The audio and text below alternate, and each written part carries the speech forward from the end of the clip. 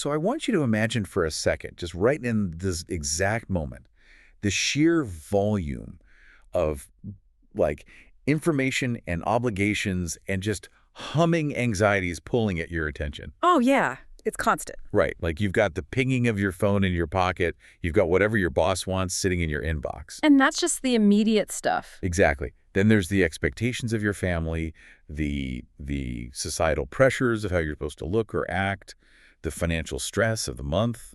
Yeah, the general low-level dread from the news cycle. Yes, that low-level dread. It's like if you were to visualize your mind right now, it probably looks a lot like a web browser with 100 tabs open. That is painfully accurate. And the worst part is every single one of those tabs is like auto-playing a different video at full volume, and you just can't figure out where the sound is coming from. It really is the defining condition of modern life, isn't it? I mean, we are just entirely fragmented. Psychologically speaking, we are constantly answering to a multitude of different and often totally conflicting masters. We distribute our energy across so many different altars of worry, that there's barely any core self left over. Right, we're just completely divided. But, and this is where today's topic comes in, what if there was a way to just like close all of them? You shut the whole browser down. Basically. What if there was a singular concept, like a piece of ancient mental architecture that was specifically designed to cut through every single layer of that noise? That's a huge promise. It is. And not just as a temporary meditation exercise, but as a total rewiring of how you perceive reality. Something that allows you to close all those panicked tabs and just leave one single stable window open. That is a remarkably profound proposition. And honestly, it perfectly frames the document we have on the table for today's deep dive. Yeah, so today we're looking at a really fascinating theological and linguistic text. It's titled The Divine Singularity, Names and Attributes of the One. And to give some context, it's a deep exploration of Islamic theology, right? Right. Specifically, it's unpacking the profound depths of two very specific Arabic names for God. So we're looking at Al-Wahid and Al-Ahad. Now, if you look these up in just a standard English dictionary, they're both roughly translated simply as the one. Which, I mean, is a translation that just completely fails to capture the immense, almost fortress-like architecture of what these words actually mean in their original context. Oh, absolutely. The one sounds like, I don't know, a math equation. Yeah, exactly. But the reality of these words is something else entirely. And that's exactly what our mission is here today. We're going to explore how ancient scholars decoded the subtle microscopic differences between these two words. We'll look at how they define absolute, uncompromising singularity. But most importantly, and honestly, this is the part that completely changed how I view this whole topic. We're going to see how this incredibly abstract theological concept wasn't just meant to sit in some dusty textbook. Right, it had a practical application. Yes. It was actively designed to restructure human psychology. It's a mechanism for taking that chaotic multi-tab brain of yours and unifying it.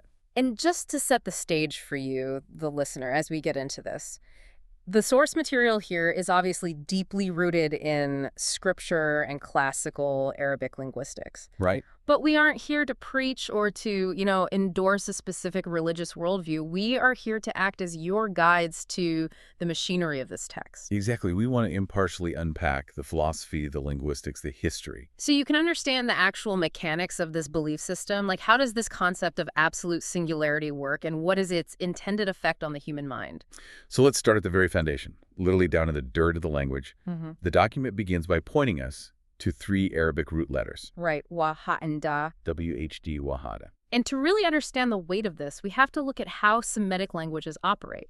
Because in English, words are largely independent, right? Yeah, mostly. But in Arabic, words are built from root letters, usually three of them, which carry this core conceptual DNA. So you take that root and you add vowels or extra consonants or prefixes to create dozens of different words that all share that central meaning. Exactly. And the root WHD carries the absolute core DNA of singularity. Now, the text cites a few classical linguists to explain what that DNA actually looks like in practice. It brings up Al-Jawari first. Right. And he states that this root implies the first of numbers. Which on the surface sounds a bit basic, doesn't it? Yeah, I mean, one comes before two. It's the starting point of counting. Right. But then the text introduces another giant of classical linguistics, Ibn Faris. And his definition entirely changes the flavor of the word. It really does. Ibn Faris expands the concept of WHD from just mere mathematics to sociology and power. Oh, wow. How so? Well, he explains that this root doesn't just mean a count of one. It denotes absolute isolation and uniqueness in status. Okay, that's definitely different than just counting apples. Exactly. And to ground this, he gives an example from ancient tribal dynamics. He says this root is used to describe a person who is the absolute, undisputed leader of their tribe. Like to the point where there is absolutely no one else among them who is even remotely like him. Precisely. You have to think about the social structure of 7th century Arabia where these linguistic roots were codified. Right, it was a society totally obsessed with lineage, right? Lineage equals rivals, peers. If you have a tribe of 1,000 people, mathematically you have 1,000 individuals. Sure. But if one person holds a level of authority or wisdom or power that completely eclipses the other 999... Someone who has no rival, basically. Right, no equal, no one who can challenge their decree. That person's status is described using the root WHD. They stand alone. Exactly. It is a singularity of essence, not just a numerical value. Okay, keeping that massive sociological weight in mind, the text does something incredibly interesting here. It gives us a statistical breakdown of how these two specific derivations, Al-Wahid and Al-Ahad, actually appear in the primary text of Islam, the Quran. And that textual footprint reveals a very deliberate strategy. It really does. So the text points out that the name Al-Wahid appears 22 times in the Quran. Right, it shows up across quite a few various chapters. Yeah, it's in Surah Al-Baqarah, stating, "Your God is one God." It's in the story of Joseph, Surah Yusuf. It establishes a very clear, repeated pattern. But then we look at the other name, Al-Ahad. Right, and it appears exactly, well, A once. single time in the entire text. One time. In Surah Al-Ikhlas, which is this very short chapter right near the end of the book. Yeah. Now, as I was reading this, I kept trying to wrap my head around why a text would do that. Like, why use one word 22 times and its linguistic sibling only once? It's a great question. The best way I could make sense of it is to think about how we use titles in the modern world. It feels like the difference between a functional title and, like, a highly classified ultimate designation. Oh, that's an interesting framework. How do you mean? Well, like, in a large corporation, you might hear the word director 22 times a day, right? Sure. The director of marketing wants this. The director of sales is in a meeting. Exactly. It establishes a baseline of authority. It's a common structural reality in that building. But the title, Chief Executive Officer or Chairman of the Board... You don't just throw that around casually in the hallway. No, that title is reserved for the most specific, profound, critical moments of corporate reality. It's rare because it carries a completely different, much heavier type of weight.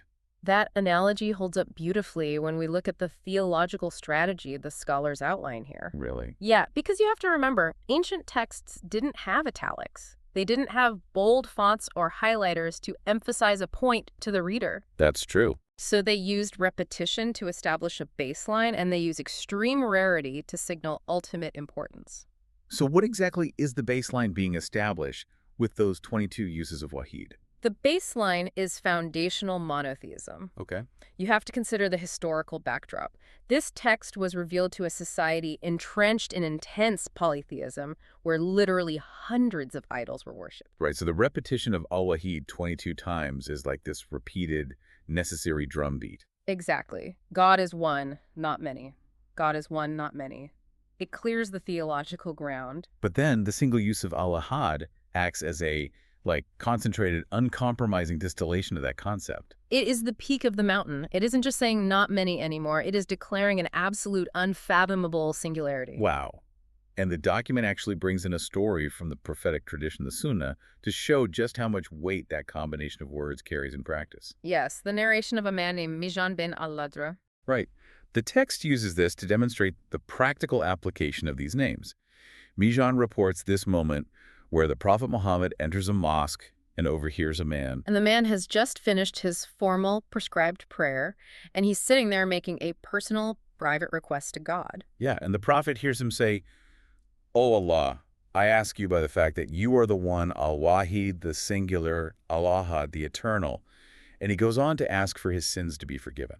And the text notes that the prophet's reaction to hearing those specific names invoked is immediate and definitive. He doesn't just, Not approvingly. No, he responds by stating 3 times in a row, he has been forgiven. He has been forgiven. He has been forgiven. Which clearly signals to anyone reading this text. Mm-hmm. You really need to pay attention to these specific words. Absolutely. This isn't just vocabulary. The text is treating these names like a key, unlocking a very specific, highly secured door. A very apt metaphor. But this brings us to the inevitable question. And honestly, the thing that makes this document so dense, if they both come from the exact same WHD root, and they both essentially mean one. Why do we need both? Exactly.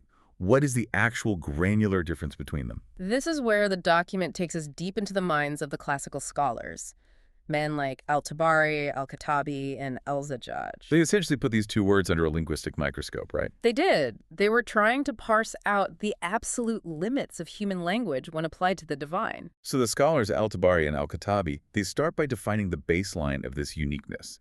They argue that God's uniqueness negates any similarities or equals. Right. But then they make a very specific, deeply philosophical distinction about the actual nature of this oneness. They point out that in our physical everyday world, we call things one all the time, but they aren't truly one. This is the philosophical concept of composition. Let's unpack that, because the text uses a great analogy, but let's modernize it. Let's say I point to my car outside and say, that is one car. Linguistically, in everyday speech, you're absolutely right. But physically, materially, that car is composed of an engine block, 4 wheels, thousands of bolts, miles of wiring, glass, plastic. Right. It is one object, but it is composed of thousands of distinct parts. It can be divided. It can be dismantled. Even if you zoom all the way in to a single human being, you are one person, but you are made of organs and cells and ultimately atoms. Right. In the physical universe, basically, nothing is truly indivisibly one. Everything is a collection of smaller things. And that is exactly what Al-Khattabi explicitly states in the text. He says that God is not like the rest of the units of composed bodies. Since everything other than him is called one, it is one from a certain perspective, but not one from other perspectives. So the one that applies to the divine, according to this theology, is an indivisible, uncomposed singularity. Exactly. It has no physical parts. It cannot be divided, even theoretically. It is a seamless, absolute whole. Okay, so that establishes a pretty mind-bending baseline. God is one, undivided, incomparable. That's Wahid. But then we introduce the other word, Al-Wahid. And this is where the scholars Al-Zajjaj and Ibn al-Qayyim step in. Ibn al-Qayyim is quoted saying that Al-Wahid negates every partner for the Lord of Majesty. So the text provides this really powerful synthesizing distinction to separate the two. It proposes that Al-Wahid refers to uniqueness, in essence. Meaning the actual nature or being of God is singular. There is no other entity that exists in the same uncomposed, indivisible way. Okay. But Al-Wahid refers to uniqueness in attributes and descriptions. Meaning, not only is the entity unique in its structure, but absolutely no one and nothing shares its exact qualities. Let me see if I have this right. Wahid means there is structurally only one of him. Yes. Ahad means no one else even comes close to acting, knowing, or being like him. That is a very robust way to summarize it. The text also notes that some scholars view Al-Wahid as the ultimate umbrella term that encompasses both the essence and the attributes, Making it the more intensive absolute term. which entirely explains why it only appears once in the entire Quran. It is the absolute linguistic ceiling of describing God. Now, the document also points out a structural quirk in how the words are used in the text of the Quran, which I found deeply interesting. Al-Wahid is frequently paired with another name. Yes, the name Al-Qahar. Right, Al-Qahar, which translates roughly to the subduer or the prevailing. Yeah. So you often see the phrase, the one, the subduer. But the text explicitly notes that Al-Ahad is never paired with any other name in the Quran. Never. It stands completely alone in the sentence structure, just as it means to stand completely alone in meaning. It's literally isolated by the grammar itself. It is structurally isolated to reflect its linguistic definition. The architecture of the sentence mimics the theology. Now, I want to pause here and just ask a practical question. Sure. Because if I'm an everyday listener or even like a farmer 1,000 years ago hearing this, I might be thinking, okay, this is very poetic, it's deep linguistics. But aren't these ancient scholars just splitting hairs here? It can definitely feel that way at first glance. Like one is one. Why does this granular microscopic distinction between essence and attributes actually matter to my life or my belief? That is a crucial question because it gets to the heart of why theology even exists. It isn't just scholars enjoying wordplay in a library. Yeah. It is about the pursuit of absolute perfection in language and recognizing the massive danger of our own cognitive biases. What do you mean by that? Well, if you are a theologian and you are trying to describe an ultimate, flawless, infinite being to a human audience, you run into an immediate, massive problem. Which is? Human language is inherently flawed, it's finite, and it's based entirely on human experience. We only have words for things we can comprehend. Yeah, we can't describe a color we haven't seen. Precisely. If I say God is great, your brain instinctively searches its database for the greatest king you've read about or the greatest mountain you've seen, and it tries to scale that image up. Right, it just magnifies the human experience. But the moment your brain does that, it has immediately reduced the concept of the divine to a human scale. It has anthropomorphized the infinite. Oh, I see. So by obsessively separating structural uniqueness, Wahid, from qualitative incomparability, Ahad, these scholars were essentially building a linguistic and philosophical fortress around the concept of God. They were trying to build a wall so high that human minds couldn't accidentally drag God down to fit into a human box. Exactly. They're forcing the mind to acknowledge that it is encountering something entirely outside of its framework of reference. It's a way of short-circuiting the brain's desire to compare things. Yes, it's saying whatever you are picturing when you hear the word one, the reality is infinitely more singular than that. Okay, that makes perfect sense. They're building a conceptual fortress. So, now that we understand how the text defines this absolute singularity, the obvious next question is, how does this document say this singularity actually manifests in the universe? Right, what does it look like in action? Exactly. What does a singular, uncomposed, incomparable entity look like in practice? The text provides a very clear four-dimensional framework for how this singularity operates in reality. It breaks it down into 4 categories: essence, names, attributes, and actions. Let's spend some time walking through these because this is where the text gets incredibly vast. The first dimension is the essence. We touched on this, but the text states that the divine essence is entirely separate from creation. It cites verses confirming that this entity has no spouse, has not taken a child, has no partner in dominion, and has no protector out of weakness. Why specifically mention those things, though? Because spouses, children, partners, and protectors, these are the fundamental biological and social needs that define human existence. Oh, right. To be singular in essence means to be entirely self-sufficient, completely devoid of the needs that drive the entire human experience. And that leads into the second dimension, names. The text asserts that the divine names are perfect and that God is singular in their number, their beauty, and the knowledge of them. Correct. But here's where I kind of hit a roadblock while reading the text. Oh, what stood out to you? Well, the text mentions God's names, but human beings use these exact same descriptors all the time. Oh, yes. Like in Arabic, it is incredibly common for people to have names that are also used as attributes of God in the Quran.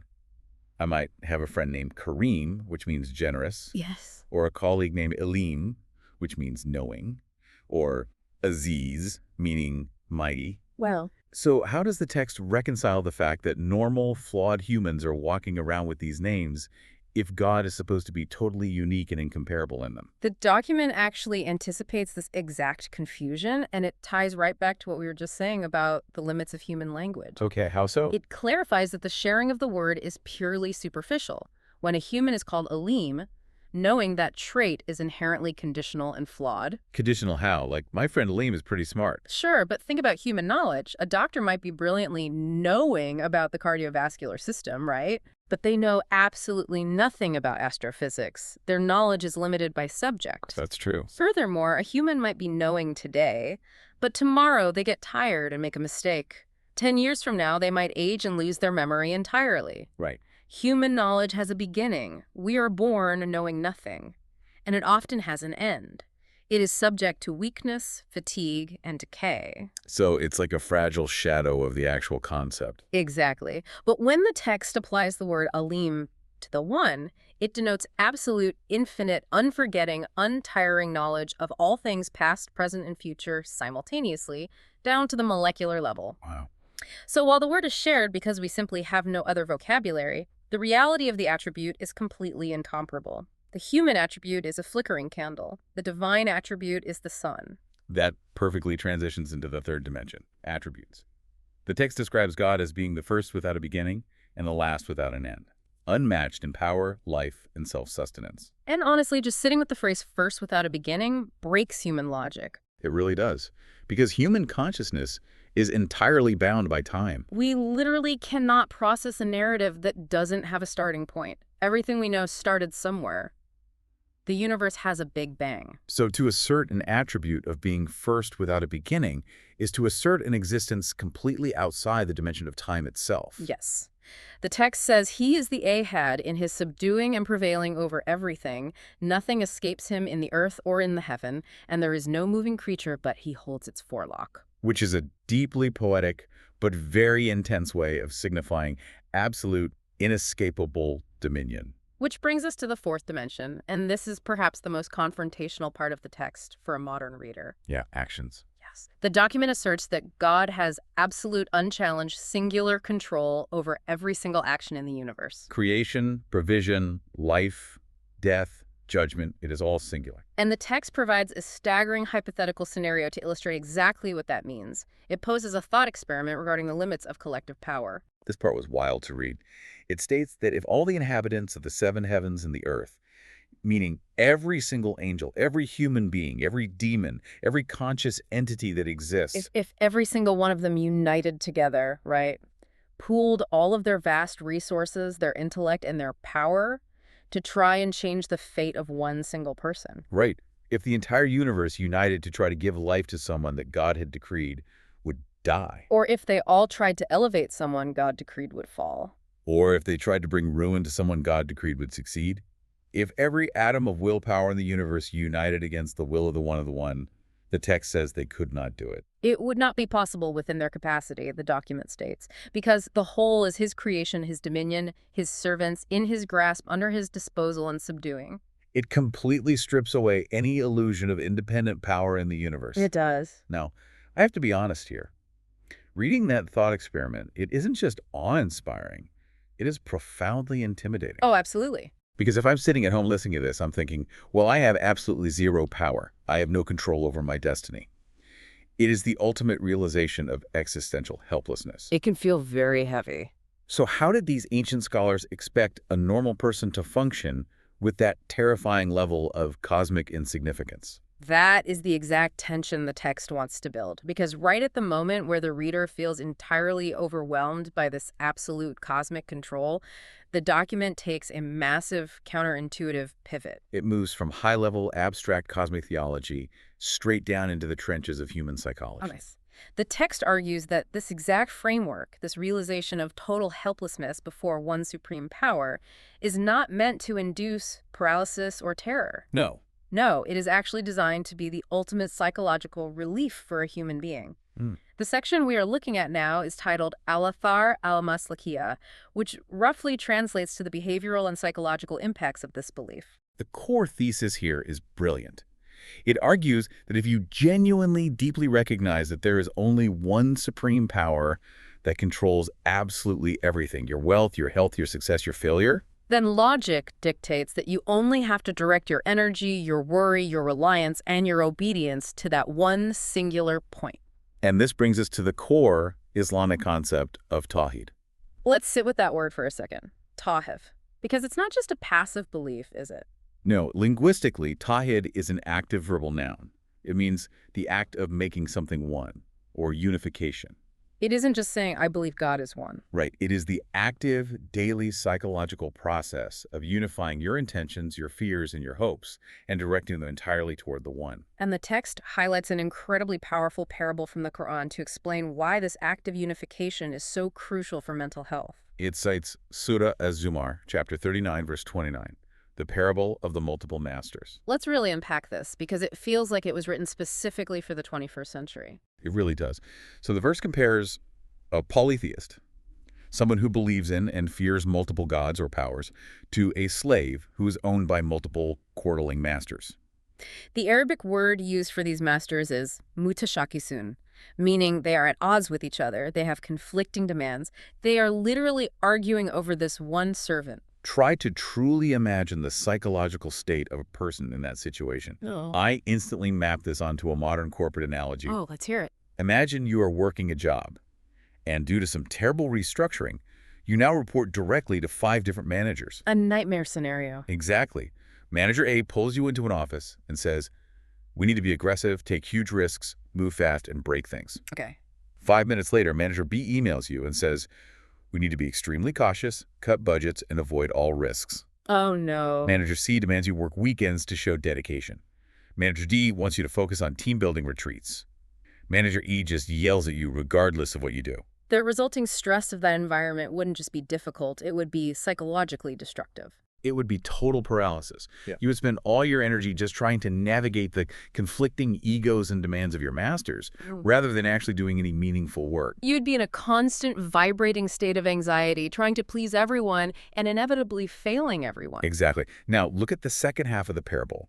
The verse compares that miserable existence to a person who serves only one clear, consistent master. A master whose rules are known, whose expectations are stable, and who holds all the actual authority. The difference in stability, in peace of mind, in simple day-to-day sanity is staggering. And the text unpacks the profound psychological insight embedded in this analogy.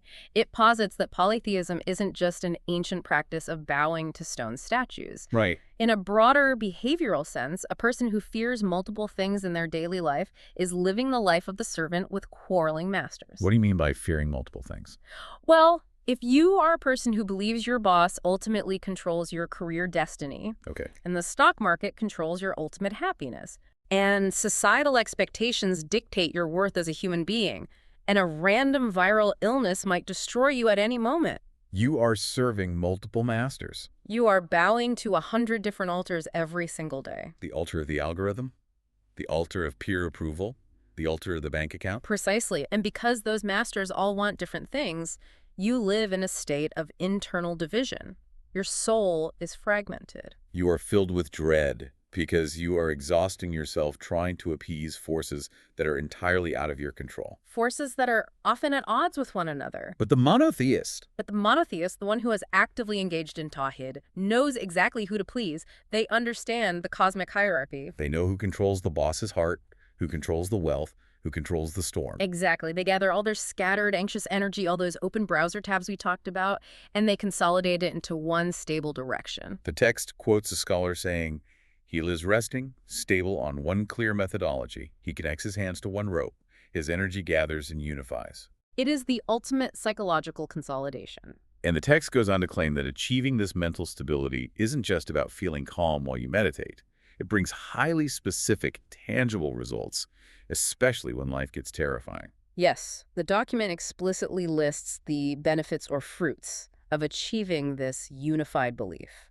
It lists macro theological goals: ultimate security from fear, guidance on the straight path, the future intercession of the prophet, avoiding eternal hellfire, and ultimately entering paradise. But then it gives us a very visceral narrative example of this principle in action. The story of Jonah, Yunus in Arabic. The archetypal story of the man trapped in the belly of the whale. Right. And think about the physical reality of that story for a second. It is a scenario of ultimate, inescapable distress. Unimaginable. You are thrown overboard in a violent storm, swallowed by a massive creature, and trapped in crushing, utter darkness at the bottom of the ocean. The text points out a crucial detail here. His rescue didn't come from his physical effort. Right. He didn't punch his way out of the whale's stomach. He didn't swim to the surface. He was completely, utterly, physically powerless. The illusion of his own agency was gone. Completely gone. Yeah. So what did he do? He utilized the ultimate tool of the unified mind. He made a very specific prayer from the darkness. He said, "There is no deity except you. Exalted are you. Indeed, I have been of the wrongdoers." Let's analyze that prayer based on what we've learned today. He affirmed the singularity of the One. There is no deity except you. He acknowledged the absolute perfection of that one exalted are you. And he admitted his own flawed human nature. I have been of the wrongdoers. He perfectly aligned his intention with the reality of Tawhid. And the text notes that this specific affirmation of oneness is what caused the universe to bend and the whale to spit him back out onto dry land. The Quranic verse says, "So we responded to him and saved him from the distress." And the text makes a fascinating observation about human nature here. Yeah. It points out that this instinct to unify our focus in moments of terror isn't just reserved for prophets. No. It is actually hardwired into the human condition. Yes. It talks about people who are explicitly polytheists, people who actively worship multiple idols. It notes a very specific behavioral pattern during extreme crises. The analogy of the sinking ship. It says that even these polytheists, when they're on a ship, and imagine a fragile, ancient wooden ship here, picking in a violent, terrifying ocean storm. When they are sinking and facing absolute certain death. What do? Do they call out to their idol of wealth? Do they pray to their idol of fertility or their idol of the weather? No. The text says they instinctively abandon all their fragmented, quarreling masters, and they call out sincerely, purely, to the one God. Because in that moment of raw terror, the illusions of control are violently stripped away. Yeah, there's no pretending anymore. The human mind, when pushed to the absolute brink, instinctively recognizes that the multiple masters are powerless. The altars of wealth and societal status cannot stop the waves. The mind defaults to its original factory setting, the singularity. But the text notes the tragedy of this from the Quranic verse. It says that once the storm passes, once they are saved and brought back to the safety of dry land, they go right back to their polytheism. They immediately start serving their multiple masters again. Because the illusion of control returns the moment the ground stops shaking. Now, I have to push back here, because there is a massive tension in the text that I struggled with. Oh, what's that?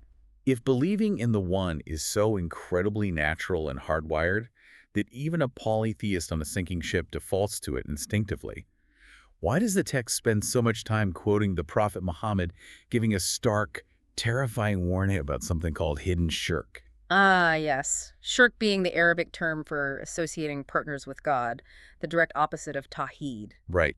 The text quotes the Prophet saying that this hidden polytheism is more hidden than the creeping of an ant. It's a very striking image. But if acknowledging the one is our default setting in a crisis, how can losing that focus be as invisible and sneaky as an ant walking in the dark? It seems contradictory. It's a brilliant question, and the text provides the framework to understand it.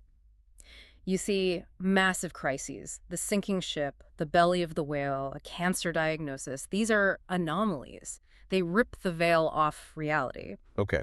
But our daily mundane lives are not lived in the belly of a whale. They are lived in offices and grocery stores and social gatherings. Where the stakes feel much lower, but the distractions are constant. Exactly. In our daily lives, the illusions of control are very, very convincing. The creeping ant represents the subtle, almost imperceptible ways our ego splinters our focus away from the one on a Tuesday afternoon. So it's the little things. The text specifically focuses on a concept called riya, which translates to showing off or performing acts of worship or goodness specifically to be seen by others. Oh, wow.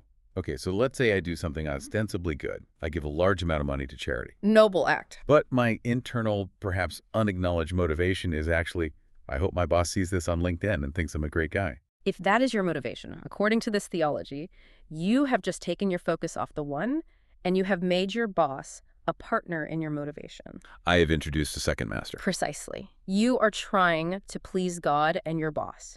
You are splitting your intention. That is the hidden polytheism. Wow. It isn't bowing to a statue. It is the subtle, pervasive reliance on other humans for our success, our happiness, or our reputation. It is believing deep down that the medicine healed you, rather than the medicine being the mechanism through which the one healed you. That is incredibly subtle. It requires a complete, exhausting rewiring of how you perceive cause and effect in every single interaction. And because it is so subtle, because human nature is constantly splintering and losing focus like that creeping ant, the prophet taught a specific daily prayer to combat it. What was the prayer? He told his close companion Abu Bakr to say, "O Allah, I seek refuge in you from associating anything with you knowingly, and I ask your forgiveness for what I do not know." So it covers both the conscious slipping of focus, when I know I'm showing off, and the unconscious creeping ant loss of focus that I don't even realize is happening. Exactly. It acknowledges that the human mind cannot maintain perfect tawhid without constant vigilance and divine help. Which brings us perfectly to the next major mechanism in the text. Because if our minds are constantly drifting back to serving multiple masters, drifting back to anxiety about money, or obsessing over what people think of us, How does the text suggest a person actually maintains this intense, unified focus? Right, you can't just realize it once during a deep dive discussion and be cured forever. No, the human mind requires conditioning. It requires habituation. And the document outlines a highly structured, rigorous system to maintain this state. It revolves entirely around the concept of diker, which translates to remembrance or mention. And as I read the section, it sounded essentially like a series of cognitive resets scattered deliberately throughout the day. That is exactly how it functions psychologically. It Mhm. is an intentional pattern interrupt. The text prescribes specific phrases, heavily focused on affirming this absolute singularity, to be repeated at very strategic transition moments in a person's routine. It lists them meticulously. In the morning when you wake up. In the evening as the day closes. After performing ablution, the physical washing before prayer. Immediately after completing the formal prayers. The timing is not random. These are the moments when the human mind is most prone to shifting gears, to picking up the anxieties of the day, or dwelling on the regrets of the evening. It even mentions a practice for when you wake up randomly in the middle of the night. That part was fascinating. Think about that. You wake up at 3 a.m., your brain immediately starts spiraling about an email you have to send tomorrow. The text prescribes a specific phrase to say in that exact moment to center your mind back on the one before you go back to sleep. It intercepts the anxiety loop. And the phrase repeated most often in these moments is a profound declaration of singularity. There is no deity but Allah alone, with no partner. To him belongs the dominion, and to him belongs all praise, and he is over all things competent. It is a constant rhythmic hammering of the concepts of Al-Wahid and Al-Ahad into the subconscious mind. But within all of these practices of remembrance, the text gives massive, unequal emphasis to one particular chapter of the Quran, Surah Al-Ikhlas, chapter 112. We mentioned it earlier because it's the only place the word Al-Ahad appears. Yes, the verse begins, say, He is Allah, who is one, Ahad. Now, context for the listener. This chapter is incredibly short. It is basically 4 short lines. It takes maybe 10 seconds to recite. But the text cites a famous prophetic statement that this tiny chapter is mathematically equal to 1/3 of the Quran. The text provides the narration where the prophet asked his companions, "Is any one of you incapable of reciting 1/3 of the Quran in a night?" And the companions were overwhelmed by the idea. They were working men, farmers, merchants.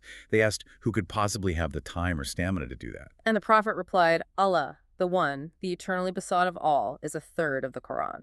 The document also shares this amazing, very human anecdote about a man during the prophet's time to illustrate the power of this short chapter. Oh, the man at Quba. Yes. This man was appointed to lead the prayers for his community in a mosque in a place called Quba. And every single time he stood up to lead a unit of prayer, he would recite Surah Al-Ikhlas. He would recite it, and then you would recite another chapter alongside it. But he did it in every single rakat, every single unit of the prayer. You can imagine his congregation getting a bit fatigued by the repetition. They were completely fed up. The text says they confronted him.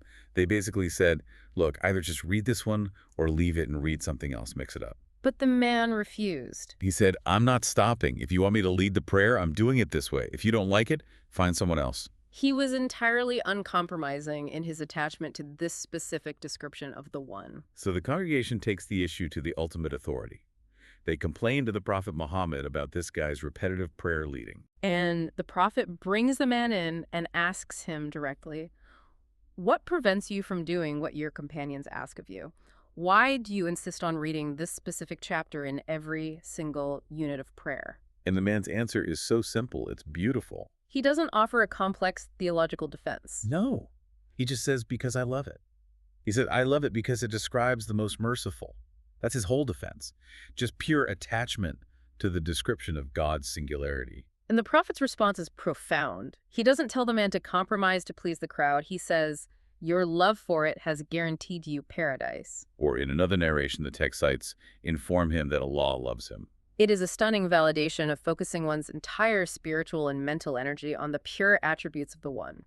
And the text gives highly practical daily applications for this sutta. It mentions the practice of reciting it into cupped hands, blowing into them, and physically wiping the body before going to sleep as a form of protection. Or reciting it 3 times on a dark, rainy night to be sufficient for you against everything. It is treated not just as theology, but as a deeply powerful protective force field for the mind and body. But we really must address the mathematical claim the text made earlier, because to a skeptical mind, it sounds quite bold. Right. I actually wanted to push back on that. The Quran is a massive book. It's hundreds of pages long, filled with complex inheritance laws, historical narratives of past nations, deep poetry, descriptions of the afterlife. It's vast. How can a chapter that takes 10 seconds to read be considered equal to an entire third of that massive holy book? It feels like hyperbole. It does, until you understand the structural analysis. To answer that skepticism, the document brings in the explanation of the renowned classical scholar Ibn Taymiyyah. He provides a thematic breakdown of the Quran itself. How does he break it down? He explains that the entire text of the Quran can be broadly divided into three thematic categories. Think of it almost like the constitution of a nation. Okay, I like that analogy. The first third of this constitution consists of laws, rulings, commandments, and prohibitions. How to live, how to trade fairly, how to marry, how to govern. Okay, that makes sense. The second third consists of history and consequences. The stories of past prophets, the narratives of failed nations, and the promises of paradise or threats of hellfire. And the final third? The final third is the core definition of the sovereign. It is entirely dedicated to theology, the names, the attributes, and the absolute nature of God himself. Ah. Now, look at Surah Al-Ikhlas. It contains absolutely no laws. It contains no stories of Moses or Abraham. It contains no descriptions of heaven or hell. It is 100% pure, undiluted theology. It is the purest description of the absolute singularity and perfection of God. Therefore, it perfectly encapsulates in 4 lines the entire theological third of the book. Wow. So it's not a mathematical equation based on word count. It's about thematic weight. It is the distilled essence of that entire category of revelation. Exactly. And this daily repetition we've been discussing, this constant returning to the concept of the one through Dhikr, and the repetition of Surah Al-Ikhlas, it isn't just about reading words off a page to pass the time. It is about building a psychological and spiritual infrastructure. It's building a currency that can be spent when you need it most. Which brings us to our final major topic in the text. Because according to this document, the ultimate culmination of knowing the names Al-Wahid and Al-Ahad isn't just internal peace or a quiet mind. It is actively using that knowledge to communicate, to ask for things. It is the transition from passive belief to active reliance. The document introduces a concept here that, honestly, if you read it superficially, sounds like something out of a fantasy novel. But the text treats it with absolute, solemn theological rigor. It is the concept of Ism al-Azam, The greatest name of God. the greatest name. The text relates another narration where the Prophet Muhammad overhears a man praying. The man says, "O Allah, I ask you by the fact that you are Allah, the one, Al-Ahad, the eternal, who neither begets nor is born, and there is nothing comparable to him." Notice what the man is doing. He is essentially reciting the meaning of Surah Al-Ikhlas as a preamble, a foundation to whatever he is about to request. And when the Prophet hears this specific formulation, he declares something incredible to his companions. He says that this man has just asked God using his greatest name. And the Prophet explicitly defines the power of this name. He says it is a name which, if asked by, he gives, and if called by, he answers. An absolute, unequivocal guarantee of response. Now, I have to marvel at the mechanics of this as it's presented in the text. It's portrayed like an ultimate key or a master access code to the universe. You input this specific sequence of words, and the door to the divine opens. The text details how affirming this oneness is the ultimate tool for highly specific, difficult situations. Yes, it lists several scenarios where invoking this singularity is the prescribed cure for the human condition. It's used for easing severe, life-threatening distress, like the story of Jonah we talked about. It's used as a kafara, which is an expiation or wiping away of the idle, useless chatter of a social gathering before you stand up to leave. And in the prayer known as the Master of Seeking Forgiveness, it is the core mechanism for seeking a total pardon for all past, future, secret, and public mistakes. It really does sound like a magic spell. And that is exactly where a superficial reading becomes dangerous. It is absolutely critical to clarify that the text and the massive theological framework it sits within entirely rejects the idea that this is a magic spell or a vocal trick. So you can't just, hack the system. No, you cannot just memorize the Arabic syllables, mumble them with a distracted mind while checking your phone, and expect the fabric of the universe to bend to your will. So what is the access code actually doing then, if the power isn't in the acoustic vibrations of the sound? The document implies, and the scholars it cites argue extensively, that the power lies entirely in the state of the user's heart at the exact moment the words are spoken. Oh, I see. Asking by the greatest name is not the vocalization of a word. It is the verbal expression of a heart that has truly fully achieved that state of psychological unity we discussed earlier. It's the moment the inner reality perfectly matches the outer words. Exactly. Think about how often we pray for something, but our heart is still hedging its bets. We pray for financial help, but in the back of our mind, we are really relying on our credit card or a loan from a friend. We pray for healing, but we entirely attribute our hope to the specialist we are seeing on Tuesday. Our intention is splintered. The creeping ant of hidden shirk again. We are serving multiple masters even while we pray. Precisely. But when a person reaches a state where they fully, completely recognize that absolutely no one else in the entire universe can help them, when they have violently fired all their other psychological masters, And they turn all of their hope, their fear, and their reliance strictly toward the one. that state of absolute tawhid, vocalized through the names Al-Wahid and Al-Ahad, is what guarantees the answer. The words are just the vehicle for the unified heart. So it's not a shortcut at all. It's actually the result of doing all the agonizingly hard psychological work of stripping away your hidden polytheisms, your ego, and your reliance on the material world. The greatest name only works if you actually believe what you are saying, down to the marrow of your bones. It is the ultimate alignment of human intention with divine reality. When the human soul acknowledges its total powerlessness and pairs it with the absolute singularity of the Creator, the connection is instantaneous. Wow. Okay.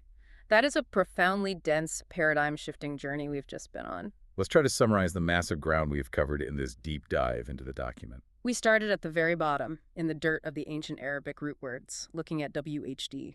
We saw how linguists defined it not just as the number one, but as the undisputed, peerless, isolated leader.